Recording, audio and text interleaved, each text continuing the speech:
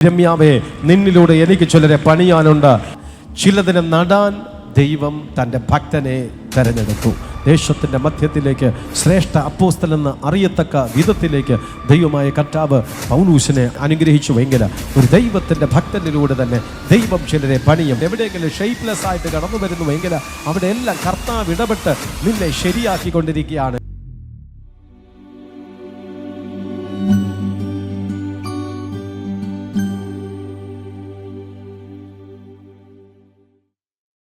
വിശുദ്ധ യിരെമ്യാ പ്രവാചകന്റെ പുസ്തകം 1-ാം അധ്യായം അതിൻ്റെ 10-ാമത്തെ വാക്യം.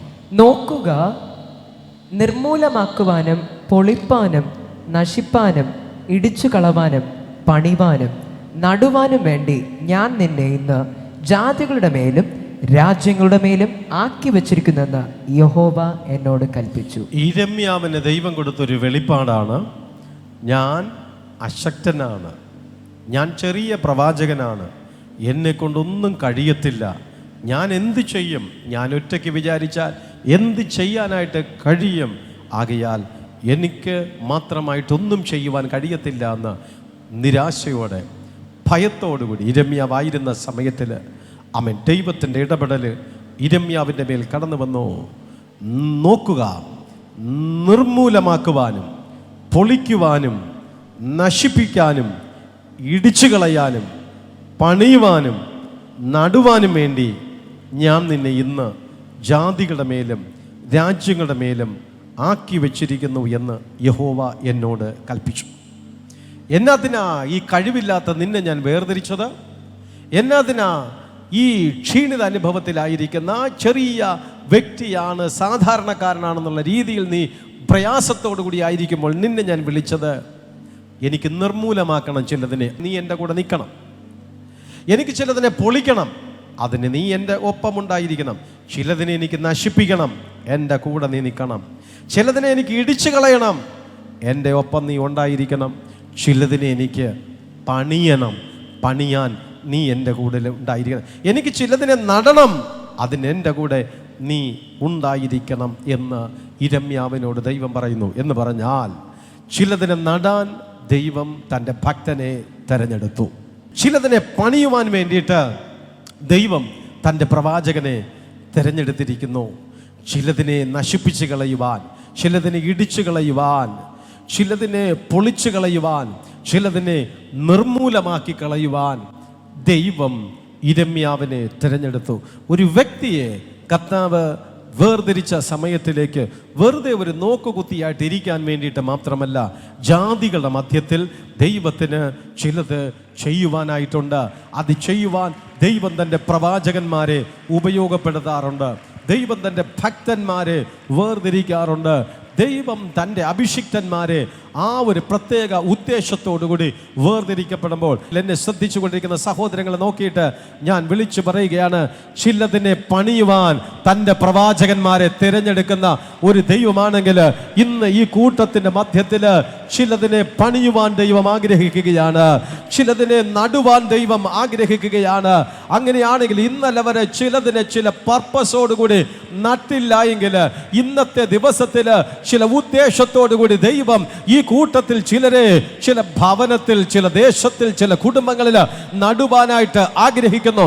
ഇന്നലെ വരെ ഒരു പണി ആരംഭിച്ചില്ല എങ്കിൽ ദൈവം നിങ്ങളെ ഒന്ന് പണിയുവാൻ, വർദ്ധിപ്പിക്കുവാൻ, ബലപ്പെടുത്തുവാനായിട്ട് ആഗ്രഹിക്കപ്പെടുന്നു. ആ ദൈവത്തിന്റെ പണിക്ക് വേണ്ടിയിട്ട് പൂർണ്ണമായിട്ടൊന്ന് സമർപ്പിച്ചു കൊടുക്കുകയാണെങ്കിൽ ഇന്ന് കർത്താവ് തന്റെ പണി ആരംഭിക്കും. ഒന്ന് കരങ്ങളെ അടിച്ചു ദൈവത്തിന്റെ പണിക്കായിട്ട് ദൈവസന്നിധിയിൽ ഒന്ന് സമ്മതിച്ചു കൊടുക്കാവോ? ദൈവത്തിൻ്റെ പ്രവൃത്തിയുടെ ഏറ്റവും പ്രധാനപ്പെട്ട ഒരു പ്രത്യേകതയാണ് കർത്താവ് ചിലതിനെ നടുകയും ചിലതിനെ പണിയുകയും ചെയ്യും. പ്രാരംഭത്തിൽ തന്നെ നമുക്ക് മോശയെക്കുറിച്ച് അറിയാമല്ലോ. ദൈവം പണിതെടുത്ത ഭക്തനായ മനുഷ്യനാണ് മോശ. ദൈവം ഒരു പ്രത്യേക ഉദ്ദേശത്തോടുകൂടി ഇസ്രായേലിന് വേണ്ടിയിട്ട് നട്ടു വളർത്തിയ ഒരു വൻമരമായിരുന്നു മോശ എന്ന് പറയുന്നത്. ഇവൻ്റെ ജനനം മുതൽ മരണം വരെയുള്ള കാലങ്ങൾ നമ്മൾ പരിശോധിച്ച് നോക്കുമ്പോൾ പലതിനും അവൻ യോഗ്യനല്ലായിരുന്നു. ജനിച്ചതു മുതൽ ദൈവിക പദ്ധതികളും ദൈവിക പ്രവർത്തികളും മോശയുടെ മേലുണ്ടായിരുന്നു. അമ്മയുടെ ഉദരത്തിലായിരുന്നപ്പോൾ തന്നെ ദൈവം മോശയെ വിളിച്ചു വേർതിരിച്ചു എന്ന് പറയാതിരിക്കാനായിട്ട് കഴിയപ്പെടത്തേയില്ല. ആ കാലഘട്ടം അപ്രകാരമായിരുന്നു. ആമേൻ. ഫറവോൻ്റെ ശക്തികൾ എല്ലാ ആൺകുഞ്ഞുങ്ങളെയും നദിയിലേക്ക് വലിച്ചെറിയണം, തനിക്ക് പകരക്കാരനായിട്ട് ഇവിടെ ഒരു പുരുഷൻ ജനിക്കാൻ പാടില്ല എന്ന് പറഞ്ഞുകൊണ്ട് അവൻ്റേതുള്ള ഇടുങ്ങിയ മനസ്സിൽ അവനെടുത്തതായിട്ടുള്ള ചില തീരുമാനങ്ങൾ. ഒരു എബ്രായൻ ചെന്നൊരു ലേവിയ പുരുഷനെ വിവാഹം കഴിച്ചു. അങ്ങനെ വ്യവസ്ഥകൾ തെറ്റിച്ചുകൊണ്ട് തന്നെ ഒരു എബ്രായനും ഒരു ലേവിയനും ഒരുമിച്ചൊരു കുടുംബജീവിതത്തിലേക്ക് പ്രവേശിക്കുന്നു. ഒരു ലേവിയൻ്റെ മേലൊരു ശുശ്രൂഷയുടെ അംശം കിടക്കപ്പെടുമ്പോൾ ഒരു എബ്രായനെ സംബന്ധിച്ചിടത്തോളം എളിമത്വത്തിൻ്റെയും താഴ്മയുടെയും വിനയത്തിൻ്റെയും അനുഭവം കിടക്കപ്പെടുമ്പോൾ രണ്ടും കൂടെ ഒന്നായപ്പോൾ അതിൽ യഥാർത്ഥത്തിൽ ഒരു ശുശ്രൂഷയുടേതായിട്ടുള്ള ചലനം തന്നെ അവിടെ ആരംഭിച്ചു. കുഞ്ഞിനെ 3 മാസക്കാലത്തോളം ഒളിപ്പിച്ചു വച്ചിരുന്നു എങ്കിലും അത് കഴിഞ്ഞിട്ട് അവർക്ക് ഒളിപ്പിച്ചു വയ്ക്കുവാൻ കഴിഞ്ഞില്ല. കുഞ്ഞ് കിടന്ന് കരയുന്നു, ബഹളം വയ്ക്കുന്നു. ഫറവോൻ്റെ പട്ടാളം ഇത് കേട്ടാൽ, നാട്ടുകാരിത് കേട്ട് കഴിഞ്ഞാൽ ഈ കുഞ്ഞിനെ കാലിൽ തൂക്കിയെടുത്ത് നേരെ നദിയിലേക്ക് എറിയും. മുതലകൾ കടന്നു വന്ന് അതിനെ തിന്നും, അല്ലെങ്കിൽ അതിനെ അവിടെ വെച്ച് കൊല്ലും. ഈ ഒരു രീതിയിലായിരുന്നപ്പോൾ ഒടുവിൽ ഈ കുഞ്ഞിനെ വീട്ടിൽ നിന്ന് ഇറക്കി വിടുവാൻ എന്നെ തീരുമാനിച്ചു. എങ്കിലും ദൈവത്തിന് എന്തോ ചില പദ്ധതികളുണ്ട്. എൻ്റെ ഉദരത്തിലായിരുന്നപ്പോൾ തന്നെ ദൈവത്തിന് പ്രവൃത്തി. കല്യാണം കഴിക്കാൻ പാടില്ലാത്ത സമയത്ത് ഞാൻ കല്യാണം കഴിച്ചതിൻ്റെ പിന്നിൽ എന്തോ ഉദ്ദേശമുണ്ട്. പരിഗ്രഹിക്കാൻ പാടില്ലാതിരുന്ന സമയത്തിൽ പരിഗ്രഹിച്ചതിൻ്റെ പിന്നിൽ എന്തോ ഉദ്ദേശമുണ്ട്. ആമേൻ. മോശയുടെ മാതാപിതാക്കൾക്ക് അതിനെക്കുറിച്ചൊക്കെ മനസ്സിലായിട്ട് അവർ വിശ്വാസത്തോടുകൂടി കുഞ്ഞിനെ കൊല്ലാൻ വേണ്ടിയിട്ട് തീരുമാനിച്ചില്ല. ഒരു ഞാങ്ങണ പെട്ടകം ഉണ്ടാക്കി വെച്ചതിന് ശേഷം പെട്ടിക്കകത്ത് ആ കുഞ്ഞിനെ വെച്ച് അകത്തും പുറത്തും കീല് തേച്ചു. ഈ കറുപ്പ് മുഴുവനായിട്ട് തേച്ചു പിടിപ്പിച്ച് വച്ചിട്ട് അതിനെ ആ വെള്ളത്തിലേക്ക് വിട്ടുകൊടുത്തു. ആമേൻ. ആ കീലിൻ്റെ മധ്യത്തിലേക്ക് വെള്ളം അകത്ത് കയറാതിരുന്നപ്പോൾ അമ്മ ദൂരെ മാറി നിന്ന് നോക്കി. ഏതെങ്കിലും മുതലകൾ കടന്നു വന്ന് ഈ ബോക്സോടുകൂടി പിടിക്കുവോ? ഏതെങ്കിലും മുതലകൾ കടന്നു വന്ന് മണത്ത് ഇതിൽ ജീവൻ്റെ അംശമുണ്ട്, ഇതിൽ മനുഷ്യ മാംസത്തിൻ്റെ മണം കിട്ടുന്നു എന്ന് പറഞ്ഞ് ഈ പെട്ടിയെ പൊളിച്ച് മുതലകൾ എടുക്കുമോ? നൈൽ നദിയിലേക്ക്, ആ വിധത്തിലേക്കായിരുന്ന സമയത്തിലേക്ക് സ്വത്രം അത്ഭുതമെന്ന് പറയട്ടെ. ആ സമയത്തിന് ഭയങ്കര ചൂട്. ആ ചൂടിൻ്റെ മധ്യത്തിൽ ഫറവോൻ്റെ പുത്രിക്ക് കുളിക്കണമെന്ന് തോന്നി. കുളിയാണല്ലോ ഇപ്പോഴത്തെ ഏറ്റവും പ്രധാനപ്പെട്ട രക്ഷാ കവചം എന്ന് പറയുന്നത്. ആകയാൽ അത് ഷവറിൽ കുളിച്ചാൽ പറ്റത്തില്ല. നദിയിൽ പോയി തന്നെ നാടി തിമിർത്തൊന്ന് കുളിച്ചാലേ തണുക്കുള്ളൂ ശരീരം. അവൾ നേരെ നദിയിലേക്ക് കടന്നുപോയി. കുളിക്കാൻ വേണ്ടിയിട്ട് ഇറങ്ങിയപ്പോൾ ഒരു അപ്രതീക്ഷിതമായിട്ടൊരു ബോക്സ് ഇങ്ങനെ കുറ്റിക്കാട്ടിലിങ്ങനെ ഒതുങ്ങി കിടക്കുകയാണ്. തോഴിമാരോട് പറഞ്ഞു, അതിനെ പോയി നോക്ക്. അവർ വിളിച്ചപ്പോൾ ഒരു കുഞ്ഞ് അതിനകത്ത് കിടന്ന് കരയുകയല്ല, കുഞ്ഞ് ചിരിക്കുന്നു. ചില കുട്ടികളുടെ ചിരികൾ ചിലരെ മയക്കിക്കളയും. ചില കുട്ടികളുടെ ചിരി ചിലരെ ആകർഷിക്കുക. ചില കുട്ടികളുടെ ചിരി ചിലരെ മുഴുവനായിട്ട് സ്നേഹം പിടിച്ചു പറ്റുവാൻ കാരണമായി തീരും. മോശക്കുഞ്ഞിൻ്റെ ചിരി ഫറവോൻ്റെ പുത്രിയെ ആകർഷിച്ചു. കൊട്ടാരത്തിലേക്ക് കൊണ്ടുപോകുന്നതിന് മുൻപ് തന്നെ ചിന്തിച്ചു, ഈ കുഞ്ഞിന് മുലപ്പാൽ ആര് കൊടുക്കും? ഈ കുഞ്ഞിനെ എങ്ങനെ വളർത്തും? എനിക്കതിനുള്ള സമയമില്ല, പക്ഷെ എനിക്ക് കുട്ടിയെ വേണം. ഇതിനെ എങ്ങനെ വളർത്തും എന്നുള്ളത്. അപ്പോഴാണ് സ്തോത്രം മോശയുടെ സഹോദരി മിരിയ, മിടുക്കിയായ പെൺകുട്ടി, കുഞ്ഞു കുട്ടി, അവൾ ഓടി വന്ന് ആൻറ്റി ഇതെന്തോന്നാണ് എന്ന് പറഞ്ഞു ചോദിച്ചു. നിനക്ക് കണ്ണ് കണ്ടുകൂടെയോ എന്ന് പറഞ്ഞു. ആൻറ്റി ഇതൊരു കുഞ്ഞാണല്ലോ, ഇത് ആൻറ്റിയുടെ കുഞ്ഞല്ലല്ലോ. അതെ എന്ന് പറഞ്ഞു. അതെ എനിക്കല്ല. ആൻറ്റി ഈ കുഞ്ഞിന് എന്നോ കഴിക്കാൻ കൊടുക്കും. കൊച്ചുകുട്ടിയാണെങ്കിലും അവൾ ഒരു മുഴം മുമ്പിൽ എറിഞ്ഞു. അപ്പോൾ പറഞ്ഞു, കുഞ്ഞിന് പാല് കൊടുക്കും. ആ പാൽ എവിടെ നിന്ന് കിട്ടും? ഉത്തരം മുട്ടി. അവൾ തന്നെ ഫില്ല് ചെയ്തു. ഞാൻ നമ്മുടെ വീട്ടിൻ്റെ അടുക്കൽ നിന്ന് ഏതെങ്കിലും സ്ത്രീകളെ വിളിച്ചോണ്ട് വരട്ടെ, ഈ കുഞ്ഞിനെ പാല് കൊടുക്കാൻ വേണ്ടി. മിടുക്കി, നീ പോയി വിളിച്ചോണ്ടോ. മോശക്കുഞ്ഞിൻ്റെ അമ്മയെ തന്നെ വിളിച്ചുകൊണ്ട് വന്ന് കുഞ്ഞിന് പാല് കൊടുത്ത്. അങ്ങനെ ദൈവിക പദ്ധതിയാണെങ്കിലും ശത്രു ആക്രോശിച്ചാൽ ശത്രുവിൻ്റെ കൊട്ടാരത്തിൽ വളർത്തുവാൻ കഴിവുള്ളവനാണ് ഇന്ന് ഞാൻ പ്രസംഗിക്കുന്ന ദൈവം. അവൻ നടാൻ കഴിവുള്ളവനാണ്. എവിടെ നടണമെന്ന് അവൻ തീരുമാനിക്കും. നടേണ്ടടുത്ത് അവൻ നട്ടു കഴിഞ്ഞാൽ ആർക്കും അതിനെ തകർക്കുവാനായിട്ട് കഴിയപ്പെടത്തില്ല. ഒരു മുതലയ്ക്കും ഒരു ഫറവോനും ആ നട്ടതിനെ വെട്ടിക്കളയുവാൻ കഴിയപ്പെടത്തേയില്ല. വെട്ടിയാലും അത് പിന്നെയും ഇളം കൊമ്പുകൾ നൽകിക്കൊണ്ടിരിക്കും. അത് കിളിർത്ത് വരും. അതത്ര ദൈവത്തിൻ്റെ പ്രവൃത്തി. അങ്ങനെ ഇരിക്കുന്നവൻ പെട്ടെന്ന് തെരഞ്ഞെടുക്കപ്പെട്ടവൻ വേഗത്തിൽ കേസിലകപ്പെട്ടു. ഏത് കേസ്? Murder case. ഏത് കേസ്? ഒരു എബ്രായനെ ഒരു മിശ്രമീൻ അടിച്ചപ്പോൾ അവൻ്റെ രക്തത്തിൽ എവിടെയോ ഡാഷ് കിടന്നു. എബ്രായൻ്റെ രക്തമല്ലേ ഇവൻ്റെ ഉള്ളത്. അങ്ങനെ വന്നിട്ട് ആ മിശ്രമിൻ്റെ നേരെ കയർത്തു.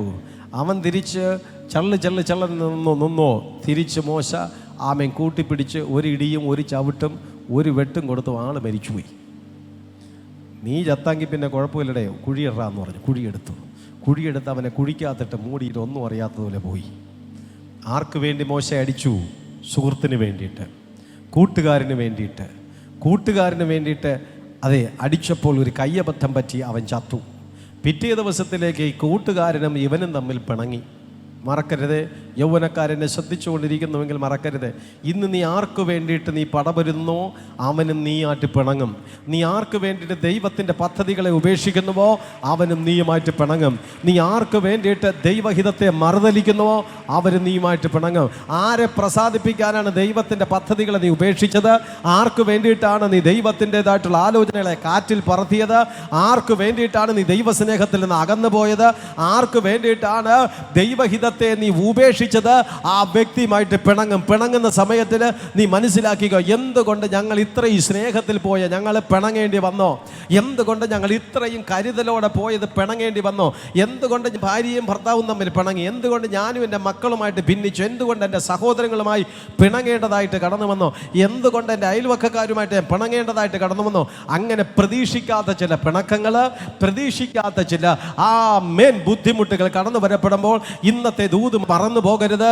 നീ ആ വ്യക്തിക്ക് വേണ്ടിയിട്ട് എവിടെയെങ്കിലും ദൈവത്തിൻ്റെ പദ്ധതികളെ ഉപേക്ഷിച്ചെങ്കിൽ, ഏതെങ്കിലും ഒരു മനുഷ്യന് വേണ്ടിയിട്ട്, ഏതെങ്കിലും ഒരു വ്യക്തിക്ക് വേണ്ടിയിട്ട് നീ ആത്മാവിൽ ആരാധിക്കുന്ന ആരാധനയെ നാം മാറ്റിവെച്ചുവെങ്കിൽ, ഏതെങ്കിലും ഒരു വ്യക്തിക്ക് വേണ്ടിയിട്ട് നീ പരിശുദ്ധാത്മാവിൻ്റെ ഹിതത്തെ ഉപേക്ഷിച്ചുവെങ്കിൽ, നീ ഏതെങ്കിലും ഒരു വ്യക്തിക്ക് വേണ്ടിയിട്ട് ദൈവത്തിൻ്റെതായിട്ടുള്ള പദ്ധതികളെ നീ ഉപേക്ഷിച്ചിട്ടുണ്ടെങ്കിൽ ആ വ്യക്തിയുമായിട്ട് പിണങ്ങും. അപ്പോൾ മനസ്സിലാക്കിക്കൊള്ളണം, ദൈവഹിതത്തെ മറന്നു.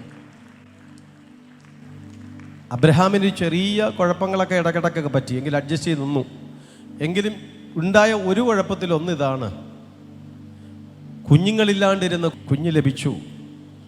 കൃത്യമായി പ്രാർത്ഥിക്കും, കൃത്യമായിട്ട് ആരാധിക്കും, കൃത്യമായിട്ട് പള്ളിയിൽ പോകും, എല്ലാ കാര്യങ്ങളും യാഗം കഴിക്കും, എല്ലാം ശരിയായി.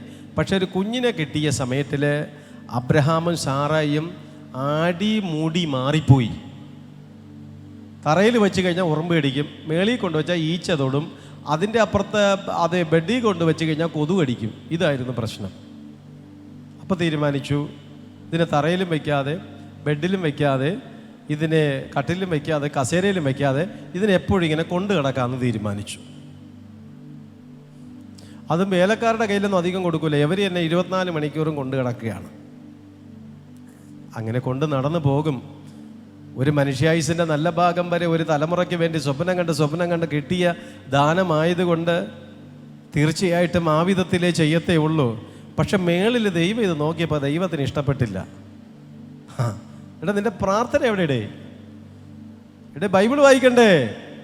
യാഗം കഴിക്കണ്ടേ? ഇതൊക്കെ എവിടെ? കാണാനില്ലല്ലോ.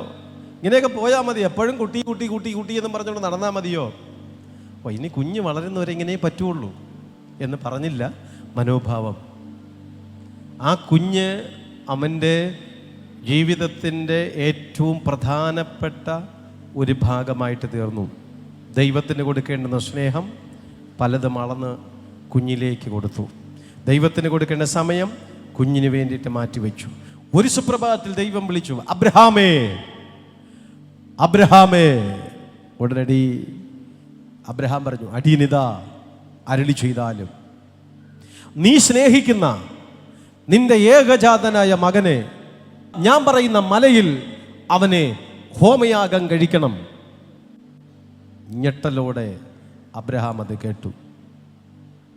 വേറെ എന്തെല്ലാം പരീക്ഷകൾ എനിക്ക് തന്നു, ഞാനെല്ലാം സഹിച്ചു, ഞാനെല്ലാത്തിനെയും അതിജീവിച്ചു. പക്ഷെ ഇവിടെ ദൈവം പരീക്ഷിക്കുവാൻ തീരുമാനിച്ചത്, നീ എന്തിനെയാണോ ദൈവത്തിന് പകരമായി വെച്ചത്, നീ എന്തിനെയാണോ ദൈവത്തിലുപരി നീ ശ്രദ്ധിച്ചത്, എന്തിനെയാണോ ദൈവത്തിനുപരി കരുതാൻ വേണ്ടിയിട്ട് ശ്രമിച്ചത്, അത് തന്നെ ദൈവം ചോദിച്ചു.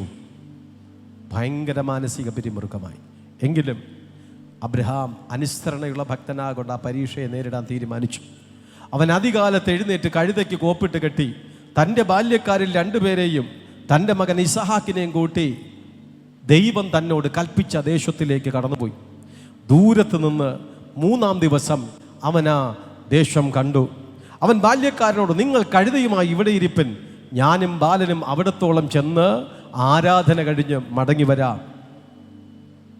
ഇസഹാക്ക് അപ്പനോട്, അപ്പ തീയുണ്ട്, വിറകുണ്ട്, യാഗത്തിന് വേണ്ടിയിട്ടുള്ള ആട്ടിൻകുട്ടി എവിടെ പപ്പ? ദൈവം കരുതിക്കൊള്ളും, ദൈവം കരുതിക്കൊള്ളും. അവർ ഒരുമിച്ച് മേളിലേക്ക് കടന്നുപോയി. അബ്രഹാം പൊളിഞ്ഞു കിടന്ന യാഗപീഠത്തെ പണിതു, വിറകത്തിന്റെ മേലെടുത്തി തൻ്റെ മകൻ ഇസഹാക്കിനെ ആ യാഗപീഠത്തിന്റെ മേൽ വച്ചു. കത്തിയെടുത്തു മുകളിലേക്ക് ആഞ്ഞു വീശി വെട്ടാൻ തുടങ്ങിയപ്പോൾ, അബ്രഹാമേ, അബ്രഹാമേ, ബാലന്റെ മേൽ കൈവയ്ക്കരുത്, ഞാൻ നിന്നോട് കൽപ്പിച്ചത് നീ ചെയ്യുവാൻ മടിക്കായിക്കൊണ്ട് ഇന്നു മുതൽ ഞാൻ നിന്നെ ഐശ്വര്യമായി അനുഗ്രഹിക്കും. നിന്റെ സന്തതി ആകാശത്തിലെ നക്ഷത്രങ്ങൾ പോലെയും കടൽക്കരയിലെ മണൽത്തരികൾ പോലെയും അത്യന്തം വർദ്ധിപ്പിക്കപ്പെടും. ഒരു വാഗ്ദത്വം ലഭിക്കുന്നതിന് തൊട്ട് മുമ്പ് ദൈവം അവനൊരു സൂചന കൊടുത്തു. എനിക്ക് തരേണ്ട സമയം നീ ആർക്ക് കൊടുക്കുന്നു അത് ഞാൻ ചോദിക്കും. എനിക്ക് തരേണ്ടുന്ന സ്നേഹം നീ ആർക്ക് കൊടുക്കുന്നുവോ അത് ഞാൻ ചോദിക്കുക. എനിക്ക് തരേണ്ടത് നീ ആർക്കെങ്കിലും വേണ്ടി മാറ്റി വയ്ക്കുന്നുവെങ്കിൽ ആ മനഃപൂർവ്വമായിട്ട് ആ വ്യക്തിയോട് നീ ചെയ്യുന്ന ഒരു കുറ്റകൃത്യം. മോശ ദൈവത്തിലുപരി സുഹൃത്തിന് വേണ്ടിയിട്ട് ഒരുത്തനൊരു അടി കൊടുത്തു. ദൂത് മനസ്സിലായോ? കൂട്ടുകാർക്ക് വേണ്ടി അടിക്കാൻ പോകരുത്, കൂട്ടുകാർക്ക് വേണ്ടി പ്രശ്നം ഉണ്ടാക്കാൻ പോകരുത്, കൂട്ടുകാർക്ക് വേണ്ടിയിട്ട് പള്ളി മറന്ന്, പ്രാർത്ഥന മറന്ന്, ആരാധന മറന്ന്, ദൈവഭക്തി മറന്ന്, തിരുവത്താഴം എടുത്തതിനെ മറന്ന് നീ ഇടപെടാൻ പോകരുത്. നിന്നെ നിയന്ത്രിക്കുന്ന ഒരു ദൈവമുണ്ട്. ദൈവം കഴിഞ്ഞിട്ടേ നിനക്ക് സുഹൃത്തുക്കളുള്ളൂ, ദൈവം കഴിഞ്ഞിട്ടേ നിനക്ക് വേണ്ടപ്പെട്ടവരുള്ളൂ, ദൈവം കഴിഞ്ഞിട്ട് മാത്രമേ നിനക്ക് വ്യക്തിബന്ധങ്ങളുള്ളൂ. രണ്ടാം സ്ഥാനത്തിലായിരിക്കപ്പെടട്ടെ നിന്റെ വ്യക്തിബന്ധങ്ങൾ. ആമേൻ. സുഹൃത്ത് പിണങ്ങുമെന്ന് വെച്ചുകൊണ്ട് നീ ആരാധന മുടങ്ങിപ്പോയോ? കൂട്ടുകാരൻ കൂട്ടുകാരിയും പിണങ്ങുമെന്ന് വെച്ച് നീ ആരാധനയെ ഉപേക്ഷിച്ചു. ആമേൻ. ബന്ധുവിൻ്റെ വീട്ടിൽ, അല്ലെങ്കിൽ കൂട്ടുകാരുടെ വീട്ടിൽ, അല്ലെങ്കിൽ വിനോദയാത്ര, ഇങ്ങനെയൊക്കെയുള്ള പലതും ചെയ്യപ്പെടുമ്പോൾ ആ ബന്ധം നിലനിൽക്കത്തില്ല. എവിടെ ദൈവത്തിന് വേണ്ടിയിട്ട് ആമേൻ നമ്മൾ നീക്കേണ്ടടുത്ത് അതിലുപരിയായിട്ട് മനുഷ്യർക്ക് വേണ്ടി ഇടപെടുന്നുവോ ആ മാനുഷിക ബന്ധങ്ങൾ ഉരഞ്ഞുകൊണ്ടേയിരിക്കപ്പെടും. ഒരു മടങ്ങി വരവുണ്ടാകട്ടെ. Praise the Lord. ആകയാൽ മോശ കൊലക്കുറ്റത്തിന് പിടിക്കപ്പെട്ട വ്യക്തിയായിരുന്നു. പിടിച്ചില്ല, ഉടനെ അവനെ മുങ്ങി. രാജകീയ പ്രൗഢികളെല്ലാം ഉപേക്ഷിച്ച്, കൊട്ടാരത്തിൻ്റെ അനുഭവങ്ങളെല്ലാം ഉപേക്ഷിച്ച് അവൻ അടുത്ത് പോയ പോക്ക്, ഈ ക്രിമിനൽ ആ കേസിൽ പ്രതിയായതോടുകൂടി അവൻ പോയത് ഇത്രോവിൻ്റെ ആടുകളെ മേയ്ക്കുവാൻ നേരെ മരുഭൂമിയിലേക്ക് പോയി. ഒന്ന് ആലോചിച്ച് നോക്കിയേ. കൊട്ടാരത്തിലെ സുഖലോലുഭമായ അനുഭവങ്ങളെല്ലാം ഒരു നിമിഷം കൊണ്ട് തനിക്ക് നഷ്ടപ്പെട്ടു. കൂട്ടുകാരന് വേണ്ടി നിന്നതാണ്, കൂട്ടുകാരന് വേണ്ടിയിട്ട് നിന്നു. എപ്പോൾ കൂട്ടുകാർക്ക് വേണ്ടിയിട്ട് ആരൊക്കെ നിന്നു അവിടെ എല്ലാം തോറ്റ ചരിത്രങ്ങൾ മാത്രമേ ഉള്ളൂ. ഒരു അപ്പൻ്റെ ഇളയ മകൻ ധൂർത്തുപുത്രനെ കുറിച്ച്, അവൻ സുഹൃത്തുക്കളുടെ ഇഷ്ടമനുസരിച്ച് അപ്പനിൽ നിന്ന് മേടിക്കേണ്ടുന്ന സ്വത്തുവക മുഴുവനും മേടിച്ച് ദൂരദേശത്ത് ബിസിനസ് ചെയ്യാൻ വേണ്ടിയിട്ട് പോയി. ഒടുവിൽ എന്ത് സംഭവിച്ചോ? സുഹൃത്തുക്കൾ അവനെ ചതിച്ചു, സുഹൃത്തുക്കൾ അവനെ വഞ്ചിച്ചു, സുഹൃത്തുക്കൾ അവനെ ഉപേക്ഷിച്ചു. അതെ, കൂട്ടുകാരന് വേണ്ടിയിട്ട് ജാമ്യം എവിടെയൊക്കെ നിന്നിട്ടുണ്ടോ അവിടെയെല്ലാം അവർ തോറ്റുപോയ അനുഭവം മോശയും അനുഭവത്തിലായി. പക്ഷേ ദൈവം മോശയെ പണിയുവാൻ തീരുമാനിച്ചു. ഒരു തെറ്റ് ചെയ്തെന്ന് വെച്ചുകൊണ്ട് ഒരുവനെ ഉപേക്ഷിക്കുകയല്ല, ഒരു തെറ്റ് ചെയ്തെന്ന് വെച്ചുകൊണ്ട് അബ്രഹാമിൻ്റെ കുഞ്ഞിനെ അങ്ങ് എടുക്കുകയല്ല ചെയ്തത്. ദൈവം അവനെ ബോധ്യപ്പെടുത്തി, നീ ചെയ്ത തെറ്റാണ്, നീ ചെയ്ത് തെറ്റാണ് എന്നുള്ള രീതിയിൽ ബോധ്യപ്പെടുത്തി മോശയ്ക്ക് അതിനെ പഠിപ്പിച്ചു. ദൈവത്തിൻ്റെ പദ്ധതികളായിരിക്കാം, എങ്കിലും ദൈവം അവനെ പഠിപ്പിച്ചു. അവനെ ഒരു പുതിയ വ്യക്തിയായിട്ട് ദൈവം അവനെ നട്ടു, അവനെ പണിതു. ഒരു ദൈവത്തിൻ്റെ ദാസനെ ദൈവം വിളിച്ച് വേർതിരിക്കുന്ന സമയത്തിലേക്ക് അതിൻ്റെ പിന്നിൽ ഒരു ഉദ്ദേശമുണ്ട്. കർത്താവ് അവനെ പണിതുകൊണ്ടിരിക്കുന്ന അനുഭവമാണ്. ഇരമ്യാവേ, നിന്നിലൂടെ എനിക്ക് ചിലരെ പണിയാനുണ്ട്. ഇരമ്യാവേ, എനിക്ക് നിന്നിലൂടെ പണിയുവാനായിട്ടുണ്ട്. അതിൻ്റെ പിന്നാമ്പുറത്തിൽ ദൈവത്തിൻ്റെ ചില ഉദ്ദേശങ്ങൾ നടന്നുകൊണ്ടിരിക്കുന്നു. ദൈവം പത്രോസിനെ നന്നായിട്ട് അതേ പണിതെടുത്തു, ഒരു പുതിയ വ്യക്തിയാക്കി എടുത്തു. എന്തായിരുന്നു പത്രോസിൻ്റെതായിട്ടുള്ള പ്രത്യേകത? എല്ലാത്തിനും എടുത്തു ചാടി സംസാരിക്കുന്ന വ്യക്തിയാണ് പത്രോസ്. കടലിൻ്റെ മീതെ കടന്നുപോയ ആ സമയത്തിലേക്ക് ഞാൻ നടക്കട്ടാന്ന് ചോദിച്ചോണ്ട് എടുത്തു ചാടി. ഒരു ഓവർ സ്മാർട്ട്. മഹാപുരോഹിതൻ്റെ ജേവന്മാരും എല്ലാം കൂടെ കടന്നു വന്ന സമയത്തിലേക്ക് മര്യാദയ്ക്കിരുന്ന വാളിനെ എടുത്തൊരൊറ്റ വെട്ട്. ആരെ വെട്ടി? പോലീസിനെ വെട്ടിയെന്ന്. റോമൻ സാമ്രാജ്യത്തിൻ്റെ പട്ടാളക്കാരനെ വെട്ടി പൊടി പോലും വച്ചേക്കും അവന്മാർ. പക്ഷെ കർത്താവ് ഇടപെട്ടു. എടുത്തുചാട്ടക്കാരനായിരിക്കുന്ന പത്രോസ്, എല്ലാറ്റിലും ആവേശം കൊണ്ട പത്രോസ് മുൻപിലേക്ക് ചെന്ന് എത്തി. പക്ഷേ അവിടെ അവനെ സംബന്ധിച്ചിടത്തോളം ഒരു വലിയ കേസിൽ നിന്ന് ദൈവം നെല്ലട വ്യത്യാസപ്പെടുത്തി. യേശുവിനെ അറസ്റ്റ് ചെയ്യാൻ വേണ്ടിയിട്ട് ഇവരെല്ലാവരും കൂടെ കടന്നു വരുന്നു. പത്രോസിന് പെട്ടെന്ന് ദേഷ്യം വന്നു, അതേ ആവേശം മൂത്ത് വന്നു. മാത്രമല്ല കടൽക്കരയിൽ കിടക്കുന്നവരാണ്, അവരുടെയൊക്കെ സ്വഭാവങ്ങളെന്ന് പറഞ്ഞു കഴിഞ്ഞാൽ പെട്ടെന്ന് കണ്ട രണ്ടാണ്. അതാണ് അവരങ്ങനെ ഒരു മനോഭാവമുള്ളവരാണ്. Praise the Lord. ആകെ വാളെടുത്ത് ഒരു വെട്ട്. എൻ്റെ ദൈവത്തിന് കണ്ണുമയ്ക്കാതെ ശ്രദ്ധിക്കുന്ന ദൈവം ജസ്റ്റ് പത്രോസിന്, അഥവാ ഒരുവൻ ഓടി വന്ന് കർത്താവിനെ ചങ്ങലക്കിടുന്നു, ആടിക്കുന്നു, ഇടിക്കുന്നു ഒക്കെ കാണുമ്പോൾ പത്രോസ് വാളെടുത്ത് വെട്ടാൻ തുടങ്ങുന്ന സമയത്തിലേക്ക് ഇടികൊണ്ട കർത്താവ് മെല്ലെ വന്ന് നോക്കിയ നോട്ടത്തിൽ അവൻ്റെ ലക്ഷ്യം തെറ്റി. പത്രോസ് വെട്ടിയ വെട്ട് ഈ പോലീസുകാരൻ്റെ കഴുത്ത് നോക്കി വെട്ടിയ വെട്ടാണ്. ഇവന് രണ്ടായിട്ട് വെട്ടി പിളർക്കത്തക്ക രീതിയിലുള്ള വെട്ടാ വെട്ടിയത്. പക്ഷെ എൻ്റെ കർത്താവിൻ്റെ ഒരൊറ്റ നോട്ടത്തിൻ്റെ മധ്യത്തിൽ ഇങ്ങനെ കൊള്ളേണ്ടുന്ന വെട്ട് ഇങ്ങനെ കൊണ്ട് ഇവിടെ വന്നങ്ങ് നിന്നു. Praise the Lord. നീ സഞ്ചരിച്ചിരുന്ന വാഹനം പപ്പടം പൊടിയും പോലെ പൊടിഞ്ഞു. നിന്റെ ശരീരത്തിൽ ഒരു പോറൽ പോലും ഏൽക്കാത്തതിൻ്റെ പിന്നിൽ ഒന്നുണ്ട് സഹോദരാ, ഒന്നുണ്ട്. എൻ്റെ കർത്താവ് ഒരു നിമിഷം അത് നോക്കാതിരുന്നുവെങ്കിൽ, ശ്രദ്ധിക്കാതിരുന്നുവെങ്കിൽ ഇത് തകിട് പൊടിഞ്ഞതുപോലെ പൊടിഞ്ഞു പോകുമായിരുന്നു. നീ വിചാരിക്കും നിന്റെ കഴിവില്ല. ദൈവം അത് ശ്രദ്ധിച്ചു. ചില ആപത്ത് വന്നപ്പോൾ, ചില അപകടങ്ങൾ വന്നപ്പോൾ ദൈവം ശ്രദ്ധിച്ചു. സുഹൃത്തേ, അന്ന് വലിയൊരു കേസ് അവിടെ ഉണ്ടായി, അന്ന് വലിയൊരു അടിപിടി അവിടെ ഉണ്ടായി. അന്നേ ദിവസത്തിൽ നീ അവിടെ ഇല്ലായിരുന്നോ? നീ ടെസ്റ്റ് എഴുതാൻ പോയി, യെസ്, അല്ലെങ്കിൽ നീ ജോലിക്ക് പോയി, നീ മാർക്കറ്റിൽ പോയി, അല്ലെങ്കിൽ നീ വീട്ടിൽ കിടന്ന് സിനിമ കണ്ടുകൊണ്ട് കിടന്നു. അതുകൊണ്ട് നീ അതിൽ പ്രതിയായില്ല. ദൈവം നിന്നെ രക്ഷിച്ചതാണ്, മറക്കരുത്. ദൈവം, ഞാൻ ഒരു സഹോദരിയോട് പറയുന്നു, നിന്റെ മോനെ രക്ഷിച്ചതാണ്. ഇല്ലെങ്കിൽ അവന് ജോലിക്ക് ഗവൺമെന്റ് ജോലിക്ക് പ്രവേശിക്കുവാൻ കഴിയാത്ത വിധത്തിൽ അവനും ചെന്ന് കുരുങ്ങിയന്. അപ്പോൾ തൻ്റെ ഭക്തന്മാർ കുരുങ്ങിപ്പോകാതെ ദൈവം സൂക്ഷിക്കും. ചിലയിടങ്ങളിൽ ദൈവം നമ്മളെ സൂക്ഷിക്കും. അപ്പോൾ യഹസ്കേലിനോട് താഴ്വരയുടെ അടിയിലേക്ക് പോകാൻ പ്രേരണയിപ്പോൾ അവൻ ഇറങ്ങിപ്പോയതുപോലെ ചില സമയങ്ങളിൽ കർത്താവ് നമ്മളെ പറഞ്ഞുവിടും. പത്രോസിനെ കുലക്കുറ്റത്തിന് പ്രതിയാക്കാതിരിക്കാൻ കർത്താവ് അവൻ്റെ ലക്ഷ്യത്തെ മാറ്റി. അവൻ്റെ ചില കഴിവുകൾ ചില സമയത്തിൽ അസ്ഥാനത്തായി പോയ അനുഭവം വന്നു. എന്തിനു വേണ്ടി? നിന്നെ എനിക്ക് പണിയണം, നിന്നെ എനിക്ക് വേണം പത്രോസേ, നിന്നെ എനിക്ക് ആവശ്യമുണ്ട് പത്രോസേ. ആകയാൽ നീ ജയിലിൽ കിടക്കേണ്ടവനല്ല, നിന്നെ ഇപ്പോൾ യവന്മാർ വിളിച്ചുകൊണ്ട് പോകേണ്ടവരല്ല. ആ വെട്ടേറ്റുവെങ്കിലും ഉടനടി ദൈവം അതിനെ സോൾവ് ചെയ്തു. ഒരു തുള്ളി ബ്ലഡ് പൊടിയുന്നതിന് മുൻപ് ആ ചെവിയെടുത്ത് വെച്ച് പിടിപ്പിച്ചു, ആ വിഷയത്തെ കോംപ്രമൈസ് ചെയ്തു. സ്തോത്രം. പടയാളിക്ക് മനസ്സിലായി, ഞാൻ കേസ് കൊടുക്കണ്ട, കാരണം ഞാൻ നോക്കി നിൽക്കെ എൻ്റെ നഷ്ടപ്പെട്ടു പോയ ചെവിയെ എടുത്ത് ഒട്ടിപ്പിടിപ്പിച്ചുവെങ്കിൽ ഞാൻ എൻ്റെ ജോലി ചെയ്യാം.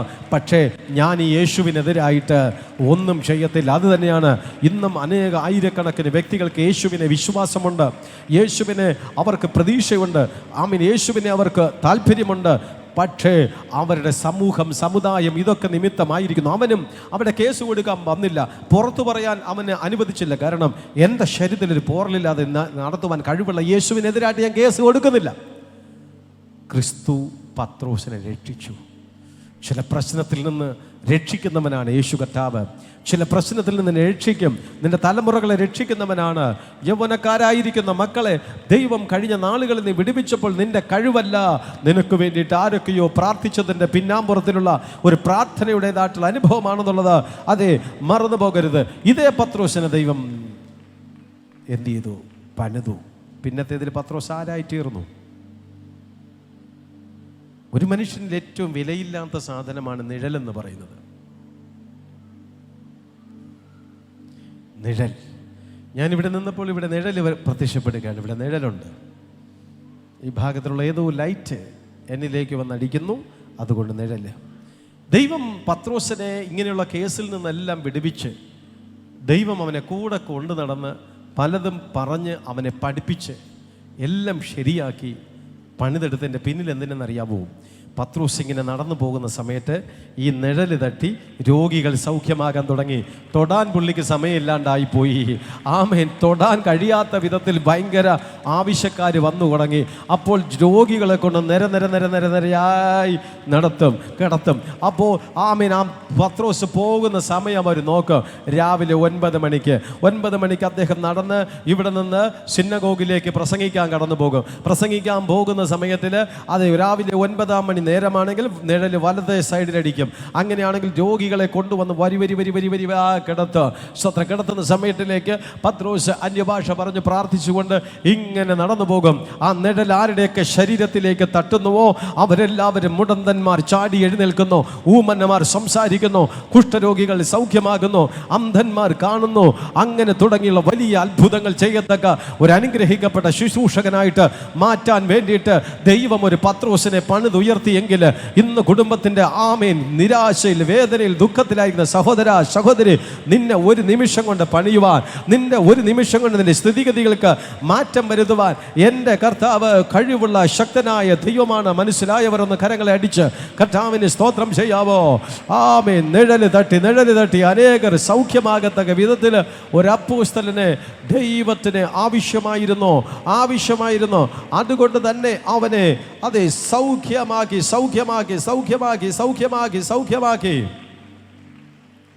ശൗൽ എന്ന് പറയുന്ന ഭക്തൻ പൗലൂസായി തീർന്നു. സ്തേഫാനോസ് എന്ന് പറയുന്നവനെ കൊല്ലാൻ വേണ്ടിയിട്ട് ഇവനായിരുന്നു സൂത്രധാരൻ. രാഷ്ട്രീയത്തിൻ്റെ പിൻബലം ഉപയോഗിച്ച്, സാമ്പത്തികത്തിൻ്റെ പിൻബലം ഉപയോഗിച്ച് ക്രിസ്തുവിന് വിപരീതമായിട്ട് പ്രവർത്തിച്ചു കൊണ്ടിരുന്നതായിട്ടുള്ള ശൗൽ. ഈ ശൗൽ സ്തോത്രം സ്തേഫാനോസിനെ കല്ലെറിഞ്ഞ് കൊല്ലുന്ന വ്യക്തികളുടെ വസ്ത്രം സൂക്ഷിപ്പുകാരനായിട്ട്, അവരുടെ കാവൽക്കാരനായിട്ട് ആ ഭാഗത്തിലേക്ക് നിന്നു. ദൈവത്തിന് വേണം. ഒരൊറ്റ സെക്കൻഡ് കൊണ്ട് ദൈവം അവനെ പണിയുവാൻ തീരുമാനിച്ചു. കുതിരപ്പുറത്ത് കടന്നു പോകുന്ന സമയത്തൊരു മിന്നൽ വന്നടിച്ചു, നിലത്തേക്ക് വീണു. 2 കണ്ണിൻ്റെയും കാഴ്ച നഷ്ടപ്പെട്ടു. ദൈവത്തിൻ്റെ പണി ചിലയിടത്തെ ചില രീതിയിൽ, ചിലരെ രക്ഷിച്ചിട്ടാണ്, ചിലരെ ശിക്ഷിച്ചിട്ടാണ്. ആ ശിക്ഷ കടന്നു വന്ന സമയത്തിൽ അവൻ വിചാരിച്ചു ഞാനിതോടുകൂടി എല്ലാം തീർന്നു. ഇല്ല, ശൗലേ, തുടങ്ങാൻ പോകുന്നതേ ഉള്ളൂ. യേശു കർത്താവ് അവനെ സന്ദർശിച്ചപ്പോൾ 2 കണ്ണും പോയി. അടുത്തവൻ എഴുന്നേറ്റ് കടന്നു വന്നത് ഒരു പുതിയ വ്യക്തിയായിട്ടായിരുന്നു. ദേശത്തിൻ്റെ മധ്യത്തിലേക്ക് ശ്രേഷ്ഠ അപ്പോസ്തലൻ എന്ന് അറിയത്തക്ക വിധത്തിലേക്ക് ദൈവമായ കർത്താവ് പൗലൂസിനെ അനുഗ്രഹിച്ചുവെങ്കിൽ ഒരു ദൈവത്തിൻ്റെ ഭക്തനിലൂടെ തന്നെ ദൈവം ചിലരെ പണിയും. ഇവിടെ സ്തോത്രം യിരെമ്യാവിനെ സംബന്ധിച്ചിടത്തോളം യിരെമ്യാവിനോട് കർത്താവ് അടുത്ത് പറഞ്ഞ ഒരു ഭാഗമായിരിക്കുന്നു. യിരെമ്യാ പ്രവാചന പുസ്തകം 18-ാം അധ്യായം 2 മുതൽ വായിക്കുന്ന സമയത്തിൽ ഇങ്ങനെ എഴുതിയിരിക്കുന്നു: നീ എഴുന്നേറ്റ് കുശവന്റെ വീട്ടിലേക്ക് ചെല്ലുക, അവിടെ വെച്ച് ഞാൻ എൻ്റെ വചനങ്ങളെ കേൾപ്പിക്കും. അങ്ങനെ ഞാൻ കുശവന്റെ വീട്ടിൽ ചെന്നപ്പോൾ അവൻ ചക്രത്തിന് മേൽ വേല ചെയ്തുകൊണ്ടിരുന്നു. കുശവൻ കളിമണ്ണ് കൊണ്ട് ഉണ്ടാക്കിയ പാത്രം അവൻ്റെ കയ്യിൽ ചീത്തയായിപ്പോയി. എന്നാൽ കുശവൻ അതിനെ തനിക്ക് തോന്നിയതുപോലെ മറ്റൊരു പാത്രമാക്കി തീർന്നു. അപ്പോൾ യഹോവയുടെ അരുളപ്പാട് എനിക്കുണ്ടാകുന്ന ഇസ്രായേൽ ഗൃഹമേ, ഈ കുശവൻ ചെയ്തതുപോലെ എനിക്ക് നിങ്ങളോട് ചെയ്യുവാൻ കഴിയുകയില്ലോ എന്ന് യഹോവയുടെ അരുളപ്പാട്. ഇസ്രായേൽ ഗൃഹമേ, കളിമണ്ണ് കുശവന്റെ കയ്യിൽ ഇരിക്കുന്ന പോലെ നിങ്ങൾ എൻ്റെ കയ്യിൽ ഇരിക്കുന്നു. കളിമണ്ണ് കുശവന്റെ കയ്യിൽ ഇരിക്കുന്നത് പോലെ ദൈവത്തിൻ്റെ കയ്യിൽ മനുഷ്യരായിരിക്കുന്ന നിങ്ങൾ ഓരോരുത്തരും ആയിരിക്കുന്നു എന്നാണ് അവിടെ എഴുതിയിരിക്കപ്പെടുന്നത്. സഹോദര സഹോദരി, യിരെമ്യാവിനെ ദൈവം വീണ്ടും പണിതെടുക്കുകയാണ്. അവനെ പണിയാൻ പറഞ്ഞു. നിന്നോട് ഇപ്പോൾ പറഞ്ഞാൽ മനസ്സിലാകത്തില്ല, നീ ചിലത് കണ്ടാലേ മനസ്സിലാവത്തുള്ളൂ. നീ നേരെ കാണാൻ വേണ്ടിയിട്ട് കുശവൻ്റെ അടുക്കലേക്ക് കടന്നു പോ. കളിമൺ പാത്രങ്ങൾ ഉണ്ടാക്കുന്നവരുടെ അടുക്കലേക്ക് പോ. ചിലയിടങ്ങളിൽ ദൈവം ചില സ്ഥലങ്ങളിലേക്ക് പോകാൻ പറഞ്ഞാൽ നമ്മൾ പോകണം. ഇല്ല, ഞാൻ യൂട്യൂബിൽ കണ്ടോളാമെന്ന് പറയരുത്. നീ ചിലടത്ത് നേരിട്ട് പോയി ചിലത് കാണുമെന്ന് പറഞ്ഞാൽ നീ കണ്ടേ മതിയാകത്തുള്ളൂ. ദൈവം ഇവിടെ കുശവന്റെ വീട്ടിലേക്ക് പോകാൻ യിരെമ്യാവ് അവിടെ ചെന്നു. അനുസരണയോടെ കടന്നു പോയപ്പോൾ അവിടെ വെച്ചൊരു ദൈവപ്രവൃത്തി ആരംഭിക്കുകയാണ്. ചിലയിടങ്ങളിൽ ദൈവം നമ്മളോട് പോകാൻ പറയുന്ന സ്ഥലത്ത് പോകുമ്പോൾ അതൊരു ദൈവപ്രവൃത്തിക്ക് കാരണമായി തീരുന്നു. അവർ ദൈവിക പദ്ധതികൾക്ക് കാരണമായിട്ട് തീരുന്നു. അവൻ നേരെ അവിടെ കടന്നു ചെന്നു. കുശവന്റെ കയ്യിൽ മണ്ണിരിക്കുന്നു. അവൻ ചക്രത്തിൽ ഇങ്ങനെ ഇത് കറങ്ങിക്കൊണ്ടിരിക്കുന്നു. 24 hours അത് കറങ്ങിക്കൊണ്ടു. അവൻ്റെ കയ്യിലൊരു പാത്രം ചീത്തയായതിനെ വീണ്ടും അവൻ ഭംഗിയാക്കി എടുത്തുകൊണ്ടേയിരിക്കുന്ന ഒരു അനുഭവം. കുശവൻ്റെ കയ്യിലിരിക്കുന്ന മണ്ണ് പോലെയാണ് ഇന്ന് എന്നെ കേൾക്കുന്ന നിങ്ങൾ ഓരോരുത്തരും. 24 hours ദൈവം നിങ്ങളെ പണിതുകൊണ്ടിരിക്കുകയാണ്. എപ്പോഴും നിങ്ങളെ ദൈവം ശ്രദ്ധിച്ചുകൊണ്ടിരിക്കുകയാണ്. നിങ്ങളെ ദൈവം ആമേൻ ഉന്നതിയിലേക്ക് കൊണ്ടെത്തിക്കത്തക്ക വിധത്തിൽ എവിടെയെങ്കിലും ഷെയ്പ്ലെസ് ആയിട്ട് കടന്നു വരുന്നുവെങ്കിൽ അവിടെ എല്ലാം കർത്താവ് ഇടപെട്ട് നിന്നെ ശരിയാക്കിക്കൊണ്ടിരിക്കുകയാണ്. വിശ്വസിക്കുന്നവർ കൈയടിച്ചു പറ, എന്നെ പണിയുന്ന ഒരു ദൈവമുണ്ട്, ഞാൻ വിശ്വസിക്കുന്നു. എന്നെ പണിയുന്ന ഒരു ദൈവമുണ്ട്, ഞാൻ വിശ്വസിക്കുന്നു. എന്നെ പണിയുന്ന ഒരു ദൈവമുണ്ട്, ഞാനത് വിശ്വസിക്കുന്നു. ദൈവത്തിൻ്റെ മനസ്സ് വളരെ വ്യത്യസ്തമായിരിക്കപ്പെടുന്നതിന് നെഹമ്യാവിനെ സംബന്ധിച്ചിടത്തോളം അതേ യെരൂശലേം ദൈവാലയത്തെക്കുറിച്ചുള്ള ഒരു കേൾവി അവൻ്റെ കാതുകളിലേക്ക് വന്നു. മൊത്തം നശിച്ചു കിടക്കുകയാണ്, തകർന്നു കിടക്കുകയാണ്, ആരും ഏറ്റെടുത്ത് പണിയാനില്ല. നെഹമ്യാവിന് സങ്കടം വന്നു, കരച്ചിൽ വന്നു, പ്രയാസം വന്നു. ഒരിക്കലും അവൻ തിരിച്ചു പറഞ്ഞില്ല, അതങ്ങനെ തന്നെ വരും, ഞാൻ അന്നേ പറഞ്ഞതാണ് മര്യാദയ്ക്ക്, ഞാൻ അന്നേ പറഞ്ഞതാണ് അങ്ങനെയൊന്നും ചെയ്യല്ലെന്ന്, ഇതെങ്ങനെ വരത്തുള്ളൂ. അങ്ങനെയല്ല. ഒരു കെട്ടിടം പൊളിഞ്ഞു പോയപ്പോൾ, ഒരനർത്ഥം സംഭവിച്ചപ്പോൾ ഒരു ഭക്തൻ അതിനെക്കുറിച്ച് അയ്യോ ഭാവം കടന്നു വന്ന് ഇടിവിൽ നിന്ന് പ്രാർത്ഥിച്ചു. അതെ, നിങ്ങളുടെ കാതുകളിൽ ചിലത് കടന്നു വരപ്പെടുമ്പോൾ, നിങ്ങൾ ചിലത് കേൾക്കുമ്പോൾ, നിങ്ങൾ ചിലത് അറിയപ്പെടുമ്പോൾ അതങ്ങനെ വരട്ടെ എന്നല്ല, അതിനെ പണിയാൻ വേണ്ടി പ്രാർത്ഥിക്കണം, അത് ഭംഗിയാകാൻ വേണ്ടി പ്രാർത്ഥിക്കണം. ദൈവത്തിൻ്റെ സ്വഭാവം അത് തന്നെ ആയിരിക്കപ്പെടുന്നു. പാഴും ശൂന്യമായിരുന്ന ഭൂമിയെ ദൈവം മനോഹരമായ വിധത്തിലേക്ക്, ഈ വിധത്തിൽ അത് പണിതെടുത്തതിൻ്റെ പിന്നിൽ ഒന്നുണ്ട്. ദൈവത്തിന് ഈ ഭൂമിയോടുള്ള ഒരു പ്രത്യേക സ്നേഹമായിരുന്നു. അതുപോലെ 24 മണിക്കൂറും ആ കുശവൻ്റെ കയ്യിലിരിക്കുന്ന ചക്രത്തിൽ നിന്ന് കറങ്ങുന്ന മണ്ണ് പോലെ നിങ്ങൾ ഓരോ നിമിഷം, ഓരോ മൂമെൻസും നിങ്ങളിൽ ദൈവത്തിൻ്റെ പ്രവർത്തികൾ സംഭവിച്ചു കൊണ്ടിരിക്കുക. പല പ്രശ്നത്തിലൂടെ ദൈവം നിന്നെ പണിതുകൊണ്ടിരിക്കുകയാണ്. പല പ്രശ്നത്തിലൂടെ ഒരു പുതിയ വ്യക്തിയാക്കി, ഒരു പുതിയ കുടുംബമാക്കി ദൈവം നിങ്ങളെ പണിതുകൊണ്ടിരിക്കുന്ന സമയത്തിലേക്ക് ആമീൻ ദൈവത്തിൽ നിന്നൊന്ന് കണ്ടുപഠിക്കണം. അവൻ തൻ്റെ മനുഷ്യനെ 24 മണിക്കൂറും ആമീൻ ചക്രത്തിൽ വെച്ച് പണിത് പുതിയതൊന്നാക്കി എടുക്കുന്നത് പോലെ തന്നെ നിങ്ങളും കഠിനാധ്വാനികളാകണം. ആമേൻ. ദൈവം നമ്മളെ ഏൽപ്പിച്ച കാര്യാദികളിൽ നമ്മൾ വിശ്വസ്തയോടുകൂടി ചെയ്യുവാനായിട്ട്, അതെ, നമ്മളത് ചെയ്യുന്നു എങ്കിൽ അത് നമുക്ക് ഒരു അനുഗ്രഹമായിട്ട് തീരും എന്നുള്ളതിന് സംശയമില്ല. എവിടെയൊക്കെ ആരൊക്കെ കഠിനാധ്വാനത്തിൻ്റെ അനുഭവത്തിലൂടെ കടന്നുപോയോ അവരെല്ലാവരും ലക്ഷ്യത്തിലേക്ക് എത്തിയെങ്കിൽ 24 മണിക്കൂർ നിങ്ങളെ പണിതുകൊണ്ടിരിക്കപ്പെടുമ്പോൾ ആ പണിയുടെ മധ്യത്തിൽ പൂർണ്ണമായിട്ട് ഏൽപ്പിക്കുക. ദൈവം നിങ്ങളെ നടുവാൻ ചില പ്രവാചകന്മാരെ വേർതിരിച്ചു. ദൈവം നിങ്ങളെ പണിയുവാൻ ദൈവം ചില പ്രവാചകന്മാരെ, ആ പ്രവാചകൻ്റെ പേരാണ് ഇരമ്യാവ്. ആ ഇരമ്യാവ് തന്നെ കൊണ്ട് കഴിയത്തില്ല എന്ന് പറഞ്ഞെങ്കിൽ ദൈവം അവനെ ബലപ്പെടുത്തി പലതും അവനെ പഠിപ്പിച്ചെടുത്തെങ്കിൽ ദൈനംദിനം ദൈവം സ്നേഹിക്കുന്ന തൻ്റെ മക്കളെ പല മേഖലകളിൽ അയച്ച് പലതും പഠിപ്പിക്കുമ്പോൾ ചില അനുഭവങ്ങൾ ദൈവത്തോട് കൂടുതൽ അടുക്കുവാൻ കാരണമാകട്ടെ. ദൈവശബ്ദം കേൾക്കുവാൻ അത് മുഖാന്തരമായി തീരട്ടെ. കോരസീനെ നിനക്ക് ഹാ കഷ്ടം, ബത്സയിദേ നിനക്ക് ഹാ കഷ്ടം. നിന്നിൽ നടന്ന വീര്യപ്രവൃത്തികൾ സോരിലും സീതോലിലും നടന്നിരുന്നുവെങ്കിൽ അവർ ഇതിനു മുമ്പ് തന്നെ രട്ടിലും വെണ്ണീരിലും ഇരുന്ന് മാനസാന്തരപ്പെടുമായിരുന്നു എന്ന് പറഞ്ഞു കർത്താവ്. സ്തോത്രം. ആമീൻ. ആ ദേശത്തിൽ ചിലർ മാനസാന്തരപ്പെടായികയാൽ അവരെയൊക്കെ ശാസിക്കുവാനായിട്ട് തുടങ്ങി. അതേ സമയത്തിൽ തന്നെ കുറേ ആൾക്കാർ ഓടി വന്ന് യേശുവിൻ്റെ അടുക്കലേക്ക് പറഞ്ഞു, ആ പീലാത്തോസിൻ്റെ ആൾക്കാർ ചില ഗലീലക്കാരെ വാളുകൊണ്ട് വെട്ടിക്കൊന്നു. ശീലോഹവും ഗോപുരം ഇടിഞ്ഞു വീണ് 18 പേർ മരിച്ചു. ഈ മരണവാർത്ത വന്നപ്പോൾ യേശു തിരിച്ചു പറഞ്ഞു, അവർ പാപികളായതുകൊണ്ടല്ല, നിങ്ങൾ മാനസാന്തരപ്പെടാൻ വേണ്ടിയിട്ടാണ് അത് സംഭവിച്ചത്. നീ എന്തിനത് കണ്ടു? നീ രൂപാന്തരപ്പെടാൻ വേണ്ടിയിട്ട്. നീ അതെന്തുകൊണ്ട് കേട്ടു?